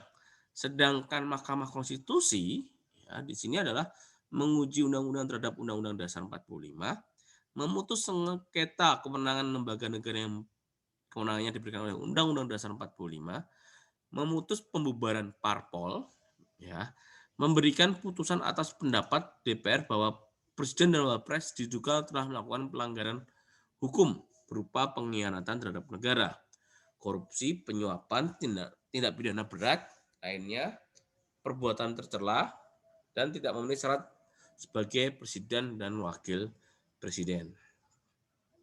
Kompetensi pengadilan. Wewenang untuk mutlak pengadilan tinggi yaitu memeriksa ulang semua perkara perdata pidana di tingkat banding, memutus dalam tingkat pertama dan terakhir sengketa wewenang yang mengadili antara pengadilan negeri di wilayahnya, prorogasi perkara perdata. Ya. Kemudian wewenang mutlak Mahkamah Agung ya, memeriksa, memutus permohonan kasasi, sengketa wewenang mengadili antara pengadilan lingkungan peradilan yang pertama dengan pengadilan lingkungan peradilan lainnya, antara dua pengadilan dalam daerah hukum pengadilan tingkat banding berlainan dengan tingkat peradilan yang sama, dua antara pengadilan tingkat banding dengan peradilan yang sama atau antara lingkungan peradilan yang berlainan. Permohonan peninjauan kembali putusan pengadilan yang telah memperoleh kekuatan hukum tetap. Ya. Dan terakhir, uji material terhadap peraturan perundang-undangan di bawah undang-undang terhadap undang-undang. Lalu kewenangan relatifnya menjawab pertanyaan kepada pengadilan negeri manakala gugatan atau tuntutan hak harus diajukan yang diatur di dalam pasal 118 HIR atau 142 RBG. Asas berwenang adalah pengadilan negeri tempat tinggal tergugat, ya, aktor sequito forum rei. Jadi tempat tinggal X tempat kediaman, ya. Jadi di sini apakah tempat tinggal itu sama dengan tempat kediaman, ya. di sini adalah pasal 17BW menyatakan tempat tinggal seseorang adalah tempat di mana seseorang menempatkan pusat kediamannya atau tempat tinggal tempat di mana seseorang berdiam dan tercatat sebagai penduduk, ya. Ini dibuktikan dengan adanya KTP, gitu ya. Kemudian pengecualiannya, gugatan diajukan oleh pengadilan tempat kediaman tergugat apabila tempat tinggalnya tidak diketahui, ya. Apabila tergugat lebih dari 2 atau lebih, gugatan diajukan pada tempat tinggal salah satu penggugat, ya, para tergugat, ya, terserah mau milih yang mana gitu. Apabila tergugat ada 2 yang berutang dan pinjaman, maka gugatan ditujukan pada pengadilan negeri pihak yang berhutang, gitu ya. Apabila tempat tinggal kediaman tergugat tidak diketahui, maka gugatan diajukan ke pengadilan tempat tinggal penggugat, salah seorang penggugat, ya. Apabila gugatan berkaitan dengan barang tetap, ya, maka gugatan dapat diajukan ke ketua pengadilan negeri di mana barang tetap tersebut berada, ya. Dan yang selanjutnya yaitu apabila ditentukan dalam suatu akta, maka gugatan diajukan ke pengadilan negeri yang dipilih dalam akta tersebut, gitu ya. Jadi intinya ketika gugatan itu harus di tempat kediaman tergugat, itu yang pasal yang paling utama. Ya, kalau ada tergugatnya banyak, ya lebih dari 1, maka pilih salah satunya. Ya, apabila itu berkaitan dengan utang piutang atau pinjaman, maka ditujukan kepada pihak yang berutang. Ya. Terus apabila tidak diketahui, maka baru boleh diajukan di tempat kedudukan penggugat, gitu ya. Tapi kalau misalkan ada objeknya, ya misalkan sengketanya tanah dan sebagainya, di situ bisa diajukan di tempat kedudukan tanah itu berada, ya objek sengketa itu, gitu ya. Dan yang terakhir, jika dalam suatu akta sudah menunjuk peradilan mana yang harus dituju, maka tunduk pada pilihan dalam akta tersebut. Gitu. Pengecualian di luar HIR, ya. Jadi ini ada yang dikecualikan nih, ya. Misalkan dalam hal tergugat tidak cakap untuk menghadap di muka pengadilan, maka gugatan diajukan pada ketua pengadilan negeri tempat tinggal orang tua atau wali atau pengampunya, ya. Dalam hal pegawai negeri yang berwenang adalah PN di mana daerah ia bekerja, ya. Buruh menginap di tempat majikan, maka PN tempat tinggal majikan. Kepailitan itu terkait dengan pengadilan niaga yang menyatakan tergugat pailit, ya. Ini negeri, ini niaga. Ya, harus hati-hati ya kalau kepailitan sudah menjadi kewenangan dari pengadilan niaga, gitu ya. Lalu penjaminan di mana pemeriksaan dilakukan, ya. Lalu selanjutnya pembatalan perkawinan. Nah, perkawinan itu bisa dibatal, ya, di mana PN daerah hukum di mana perkawinan tersebut dilangsungkan, tempat tinggal suami istri atau suami atau istri. Ya, pasal 2, pasal 65 Undang-Undang Nomor 1 Tahun 74, ya, PP 9 Tahun 75. Lalu gugatan perceraian PN tempat tinggal kediaman penggugat. Ingat, ini adalah ranah pengadilan negeri, gitu ya. Kalau dia beragama Islam, gugatnya tidak di sini ya, teman-teman. Dia gugatnya ke pengadilan agama.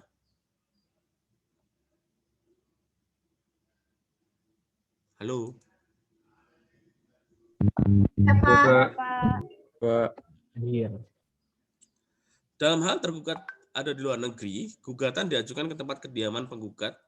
Ketua PN menyampaikan gugatan tersebut kepada tergugat melalui perwakilan Republik Indonesia, ya. Oke. Lalu tuntutan hak, ya. Di sini ada tuntutan hak adalah tindakan yang bertujuan untuk memperoleh perlindungan hukum yang dibenarkan untuk mencegah tadi PN hakim sendiri, gitu ya. Orang yang mengajukan tuntutan hak harus berkepentingan akan perlindungan hukum. Tidak setiap kepentingan dapat diterima sebagai dasar pengajuan tuntutan hukum atau tuntutan hak. Hanya kepentingan yang cukup dan layak serta mempunyai dasar hukum saja yang dapat diterima sebagai dasar tuntutan hak atau point of the interest, point of the action. Kemudian tidak semua tuntutan hak yang ada kepentingannya hukumnya pasti dikabulkan oleh pengadilan, yaitu dengan cara pembuktian, gitu ya. Para pihak dalam berperkara, ya. Para pihak material orang yang langsung berkepentingan terhadap perkara yang diajukan kepada pengadilan, ya. Lalu pihak formil adalah pihak yang beracara di pengadilan. Menurut Prof. Sudikno di sini adalah pengampu, walid atau kuasa, gitu ya. Penggugat adalah orang atau pihak yang merasa haknya dilanggar, ya. Lalu di sini penggugat ini bisa saja LSM, gitu ya, lembaga swadaya masyarakat. Di sini berkaitan dengan lingkungan hidup, hutan, perlindungan konsumen dan sebagainya, gitu ya. Sedangkan masyarakat itu bisa juga mengajukan melalui proses class action, ya. Gugatan perdata yang diajukan sejumlah orang tertentu, satu atau beberapa orang untuk dan atas nama sekelompok orang, ya. Class action ini dibagi menjadi dua, ya. Ada kelas representatif, ada kelas member, gitu ya. Lalu syarat class action adalah jumlah penggugatnya banyak, ada kesamaan hukum, tuntutannya sejenis, kelayakan perwakilan, gitu ya. Oke, kita masuk di dalam class action. Di dalam Perma nomor 1 tahun 2002, ya, suatu prosedur pengajuan gugatan di mana satu orang atau lebih yang mewakili kelompok mengajukan gugatan untuk dirinya sendiri, sekaligus mewakili sekelompok orang yang sejumlahnya banyak yang memiliki kesamaan fakta, kesamaan dasar hukum antara wakil kelompok dan anggota kelompoknya. Kemudian unsur class action yang pertama adalah gugatan secara perdata, ya. Terus ada wakil kelompok kelas representatif, yaitu satu orang atau lebih menderita kerugian yang mengajukan gugatan sekaligus mewakili kelompok orang yang lebih banyak jumlahnya. Kemudian anggota kelompok kelas member, sekelompok orang dalam jumlah banyak menderita kerugian untuk kepentingan yang diwakili oleh wakil kelompok yang di pengadilan, gitu ya. Terus adanya kerugian yang nyata yang diderita, gitu. Kemudian adanya kerugian yang nyata yang diderita, kesamaan peristiwa fakta dan dasar hukum, ya. Tuntutan sejenis, ya, kelayakan wakil kelompok. Surat gugatan class action harus memuat identitas yang lengkap, jelas wakil kelompoknya, definisi kelompok secara rinci dan spesifik, posita dari seluruh kelompok diberikan dengan jelas dan rinci, tuntutan petitum dilakukan secara jelas dan rinci, serta memuat mekanisme pendistribusian ganti rugi kepada keseluruhan anggota kelompok. Pengajuan gugatan, ya, class action tidak sah maka gugatan tidak diterima. Class action sah adanya penetapan pengadilan, ya. Penggugat mengajukan usulan model pemberitahuan dan pemanggilannya, gitu ya. Proses pemeriksaan class action ya seperti proses pada umumnya ya. Di sini ada pembacaan gugatan, jawaban, replik, duplik, pembuktian, kesimpulan, putusan ya, ditolak, dikabulkan ya. Jumlahnya ganti rugi, mekanisme ganti rugi, langkah-langkah yang wajib ditempuh oleh wakil kelompok dalam pendistribusian dan sebagainya. Gugatan perdata biasa dan class action, ya. Perbedaannya adalah kriterianya penggugat, yaitu orang dan badan hukum, gitu ya. Sedangkan class action sekelompok orang yang memiliki kesamaan. Sengketanya kepentingan pribadi ini memiliki kesamaan kepentingan, ya. Masalah fakta hukum dan tuntutan, gitu. Lalu jumlahnya satu orang ini bisa ratusan, bisa ribuan yang diwakili sekelompok yang menderita kerugian yang sama. Perwakilan diwakili kuasa hukum, diwakili oleh sekelompok orang atau kelas representatif, gitu ya. Kuasa hukum surat kuasa khusus, ya. Kelas representatif tidak perlu surat kuasa khusus, gitu ya. Tergugat, ya, orang perorangan, orang itu sendiri, bisa badan hukum publik, ya, diwakili oleh pimpinannya, badan hukum perdata, badan hukum yang diwakili pengurusnya. Bila telah dibubarkan, gugatan ditujukan pada salah seorang pemberesannya. Lalu ada firma seluruh persero, CV diwakili oleh persero dan pengurus, BUMN Ini pemerintah Republik Indonesia, CQ departemen yang membawahi BUMN. BUMN itu diwakili oleh pimpinannya. BUMD, pemerintah CQ departemen membawahinya, Pemda yang membawahinya, BUMD itu sendiri yang diwakilinya, gitu ya. Jadi ini berbeda-beda gitu. Sampai di sini ada yang mau ditanyakan terlebih dahulu nggak? Sebelum kita masuk di dalam gugatan.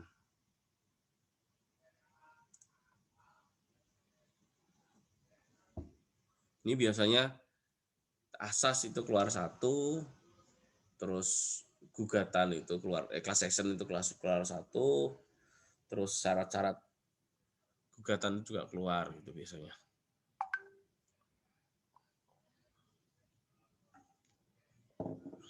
Ada yang mau ditanyakan? Hilmi?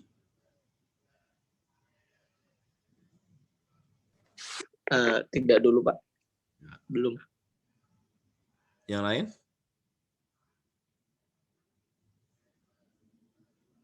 Cukup? Belum, Pak. Oke. Kita lanjut ya.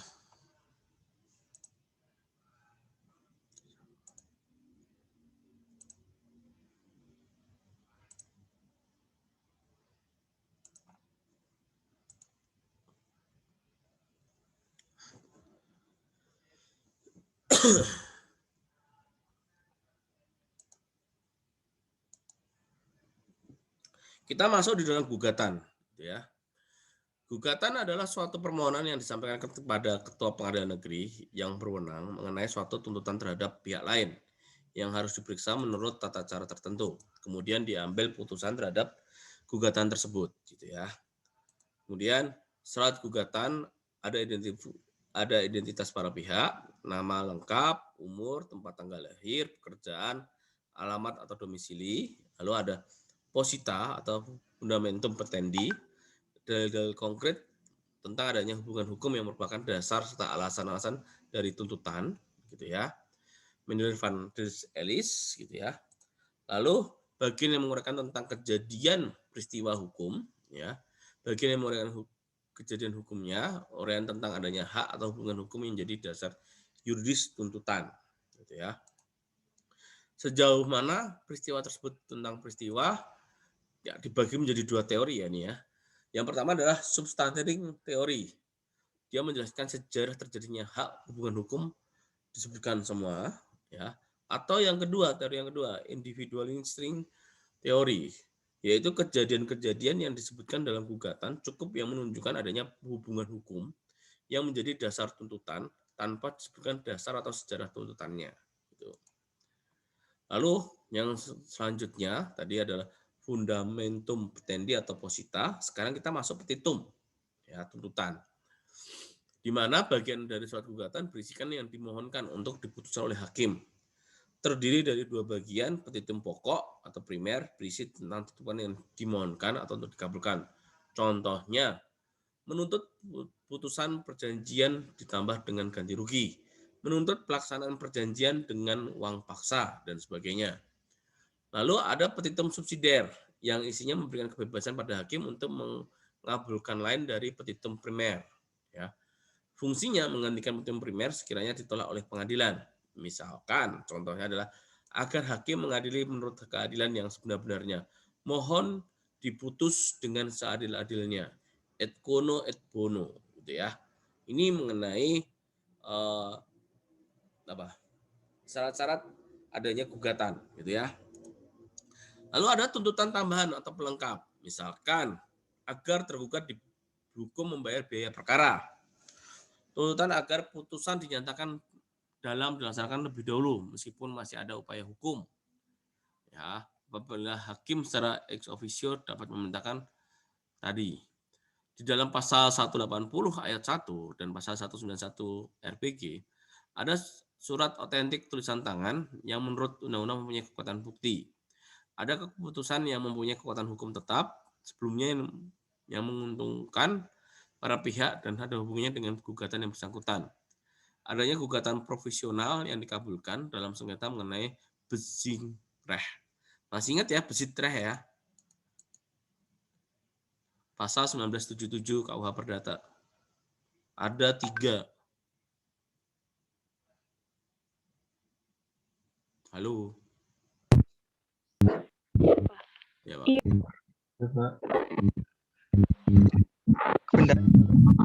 Kebendaan. Ya, kebendaan. Lalu ada SEMA 6 tahun 75. Tanggal 1 Desember tahun 75 ditegaskan kembali dengan SEMA 3 tahun 78, di mana putusan itu diberikan apabila penyitaan konversatoir, di mana harga barang-barang yang disita tidak akan mencukupi untuk menutupi jumlah yang digugat. Gitu ya. Jika dipandang perlu jaminan oleh pihak pemohon eksekusi yang seimbang, dengan catatan benda-benda jaminan hendaknya mudah disimpan dan mudah digunakan untuk mengganti pelaksanaan jika putusan bersangkutan tidak dibenarkan nanti oleh hakim banding atau kasasi. Tidak boleh menerima penanggungan atau penjaminan untuk menghindarkan masuknya pihak ketiga dalam proses. Penentuan benda serta jumlahnya terserah kepada Ketua Pengadilan Negeri. Benda-benda jaminan dicatat dalam daftar tersendiri, gitu ya. Lalu ada bunga moratoire, yaitu suatu keuntungan yang dapat diharapkan oleh perjanjian dipenuhi tepat waktu, ya. Ada duangsong, yaitu uang paksa yang ditetapkan oleh sebagai denda yang harus dibayar karena tidak dipenuhinya suatu perjanjian. Lalu penggabungan tuntutan, ya. Ini adalah masuk di dalam kategori tadi, apa namanya, petitum subsidiar, ya. Ini tambahan, tuntutan tambahan atau pelengkap, gitu ya. Jadi ada bayar biaya perkara, tuntutan agar putusan dilakukan lebih dahulu, lalu adanya bunga moratorium, lalu adanya duangsong dan sebagainya.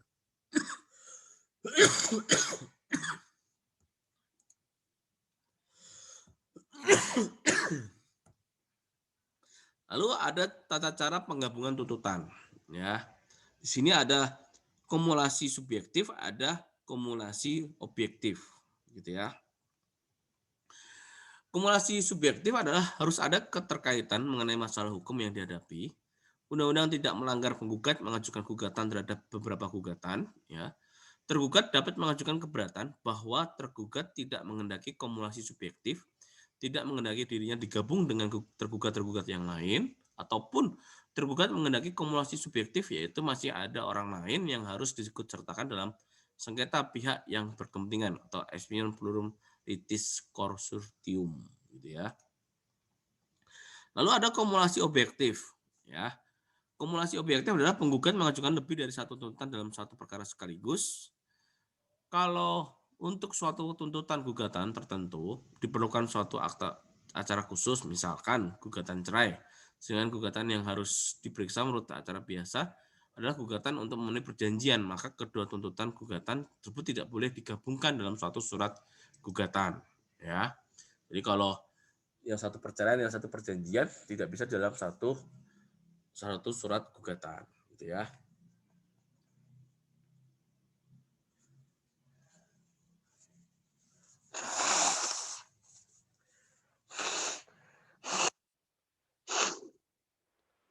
Kemudian hakim tidak berwenang, ya, kompetensi relatif untuk memeriksa salah satu gugatan lain, maka kedua gugatan tidak boleh diajukan bersamaan dalam satu gugatan. Lalu tuntutan terhadap besit tidak boleh diajukan bersamaan dengan tuntutan sebagai agendom. Masih ingat ya agendom, ya, hak milik. Kumulasi objektif, apabila pemohon diajukan penggugat, maka harus diajukan dalam surat gugatan yang kedua, gugatan berikutnya. Apabila diajukan oleh tergugat, maka harus diajukan bersama-sama dengan jawaban pertama. Dijatuhkan dalam putusan selak, ya, putusan insidentil. Kumulasi berlawanan dengan konkursus, gitu ya. Konkursus merupakan kebersamaan adanya beberapa tuntutan hak yang terjadi bila penggugat mengajukan gugatan yang mengandung beberapa tuntutan yang kesemuanya itu menuju pada satu akibat hukum yang sama. Misal, A mengadakan perjanjian pinjam pakai dengan B. Pada saat jatuh tempo, A berhak menuntut kembali barangnya karena A adalah pemiliknya, maupun karena perjanjian pinjam pakai telah berakhir. Ya, yang dimaksud dengan konkursus. Pengikutsertaan pihak ketiga dalam proses, ya, penjaring, ya, terjadi manakala salah satu pihak yang sedang bersengketa di muka pengadilan menarik pihak ketiga di dalam sengketa. Tujuannya agar pihak ketiga yang tertarik di dalam sengketa yang sedang berlangsung akan membebaskan pihak yang memanggilnya dari kemungkinan akibat putusan tentang pokok perkara. Penjaring formil, ya, yaitu seseorang diwajibkan menjamin seseorang lain menikmati suatu hak benda terhadap tuntutan yang bersifat kebendaan. Penjual wajib menjamin pembeli terhadap gangguan pihak ketiga. Pasal 1492 BW. Di sini si penanggung dapat menggantikan kedudukan si tertanggung dalam perkara. Pasal 72 RV, gitu ya. Jadi penjual itu menjamin pembeli terhadap gangguan dari pihak ketiga. Nah, jadi ketika ada gugatan, gitu ya, penanggung ini bisa menggantikan kedudukan yang tertanggung tadi dalam perkara.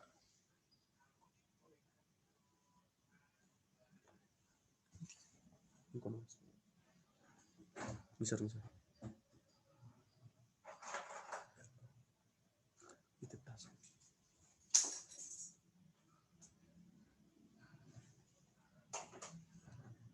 Sini ya, ini. Turun nih. Sudah.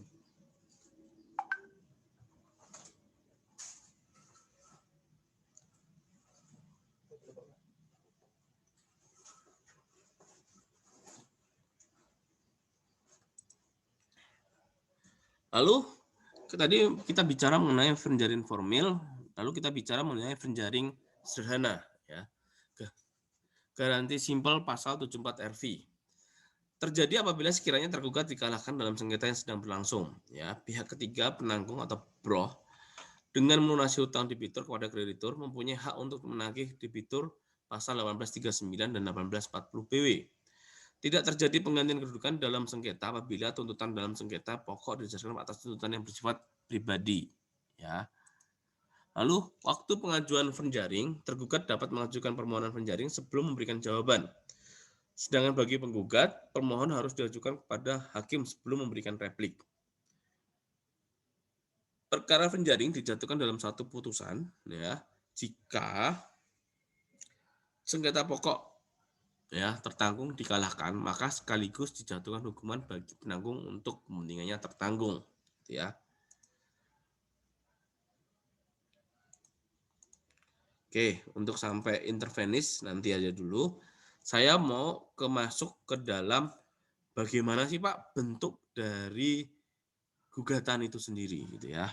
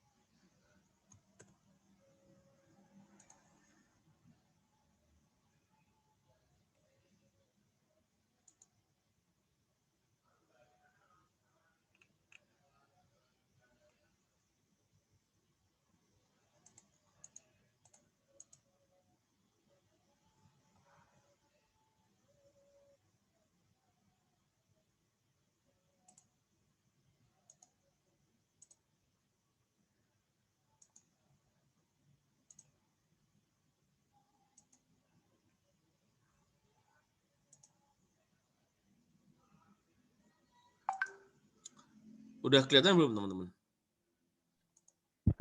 Belum, Pak. Belum, Pak.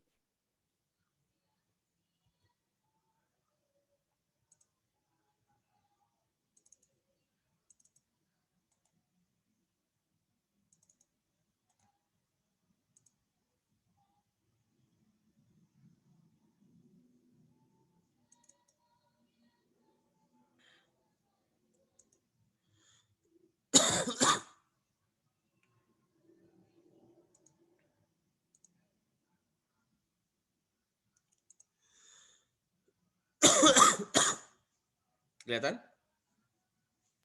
Sudah, Pak. Udah, Pak. Ini adalah contoh gugatan perbuatan melawan hukum atau melawan prestasi ya.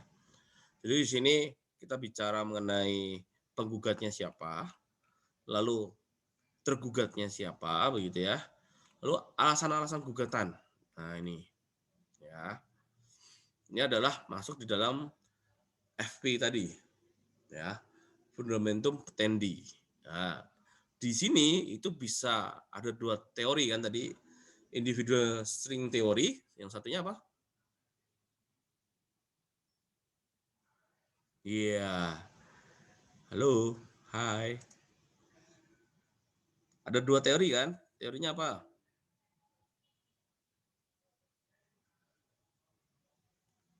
Substantiating theory, Pak. Nah, itu ya. Mana tadi? Malah nggak ada. Nah, ini dia. Nah, ini ya. Ini nyusunnya di sini nih. Nyusunnya di sini nih, alasan-alasan gugatan. Nah, ini yang dimaksud dengan petitum.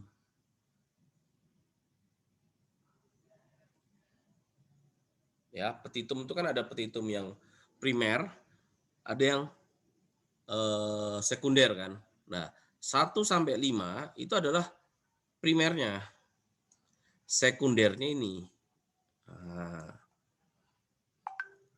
kalau misalkan Mas Mbak pengen ada tambahan, itu masuk di sini nih 4 gitu dan sebagainya. Menghukum untuk membayar biaya perkara itu masuk ditambahan di sini 4, 5 dan sebagainya. Gitu. Sampai di sini syarat-syarat gugatan. Ada yang mau ditanyakan dulu nggak?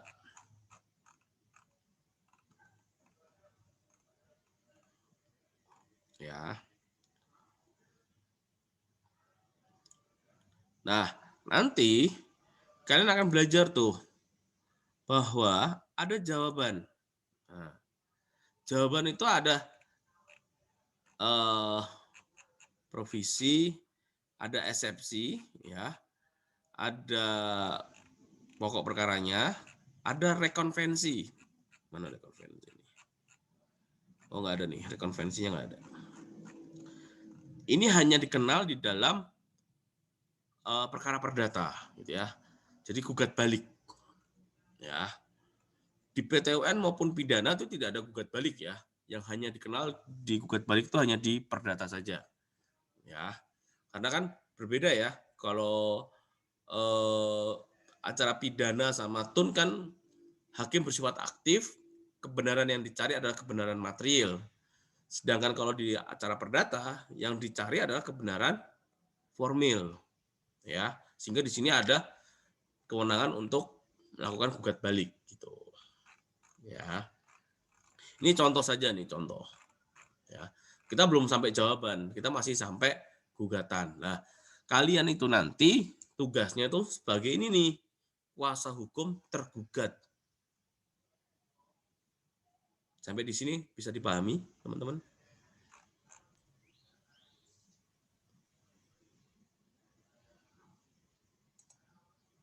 Gitu ya.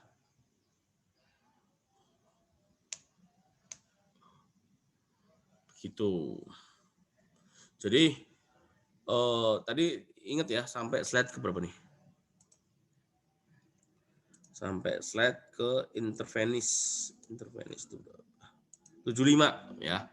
Sampai di sini dulu supaya kalian nanti tidak nambah banyak-banyak, nanti kalian mukok gumoh kan. Kalau orang bayi itu jawabnya gumoh gitu. Ya. Kalau kebanyakan nanti gumoh, nanti nggak ada yang masuk kan percuma gitu. Jadi cukup sampai slide 74 dulu ya, diresapi terus bayangkan gitu ya, nanti saya share gitu belangko-belangkonya supaya kalian bisa memahami itu ya, kira-kira bagaimana sih pengaturan maupun istilahnya apa, hal-hal yang perlu kalian pahami di dalam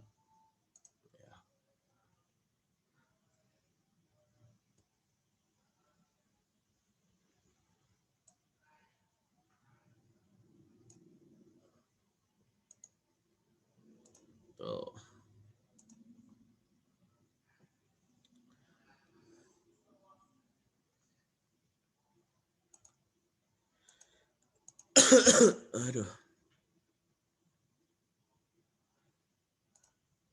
Mungkin itu teman-teman gambarannya. Nanti ada yang mau ditanyakan atau ada yang mau kita diskusikan yang kurang jelas atau sudah pusing duluan terlalu banyak? Izin tanya, Pak. Ya, gimana Mbak? Kan tadi ada penggabungan tuntutan. Nah, itu tuntutan sejenis kan digabung bersama dan diajukan agar kemungkinan penyelesaian perkaranya lebih efisien kan, Pak? Nah, apakah ada pengaruh mengenai pelaksanaan putusannya? Apakah nanti hukumannya sesuai dengan jumlah tuntutan atau sama dengan keefisienan yang yang dituntut itu yang digabung? Jadi kalau kita bicara kumulatif gitu ya. Nah, penggabungan tuntutan, kumulasi subjektif ini efisiennya adalah dalam konteks proses peradilannya yang lebih sederhana, lebih cepat. Gitu ya. Karena supaya tidak bertele-tele, tidak menghabiskan uang banyak, kan prinsipnya kan cepat, sederhana dan biaya murah gitu ya. Nah, ini yang menjadi dasar mengapa kok dilakukan kumulasi subjektif. Artinya perlu dilakukan penggabungan ya. Tapi ada hal-hal kumulasi objektif ini hal-hal yang tidak dapat bisa digabung gitu ya. Misalkan kayak Besit digabung dengan tuntutan Ekgendom, itu nggak bisa, harus sendiri-sendiri. Lalu terkait dengan kewenangan pengadilan atau mungkin terkait dengan gugatan cerai tapi juga di situ ada perjanjian. Nah, ini nggak bisa digabung jadi satu, ini sendiri-sendiri. Sehingga tadi bisa saja putusannya sendiri-sendiri gitu ya. Nah, kalau putusannya untuk penggabungan kumulasi subjektif ini gitu ya, ya apa yang diputus itu menjadi satu kesatuan. Artinya dari dua tuntutan tadi dalam satu putusan yang sama tapi memuat apa yang dituntut ya.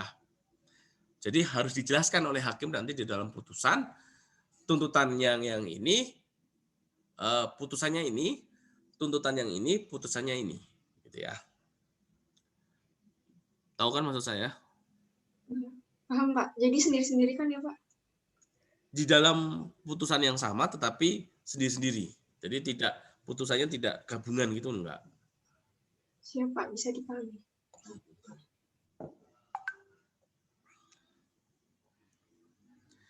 Karena ini sampai jam 12.15. Sampai jam berapa sih? Jam 1 ya? Iya, Pak. Jam 1. Ya. Karena sampai jam 1, saya nanti minta izin 15 sebelum berakhir untuk mengisi portal dulu ya. Jadi supaya